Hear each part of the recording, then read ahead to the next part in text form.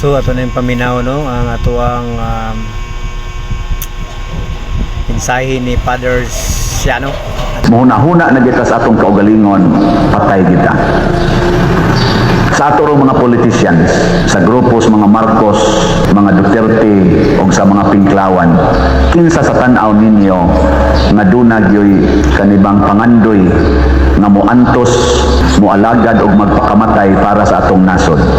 Maunay atong suportahan.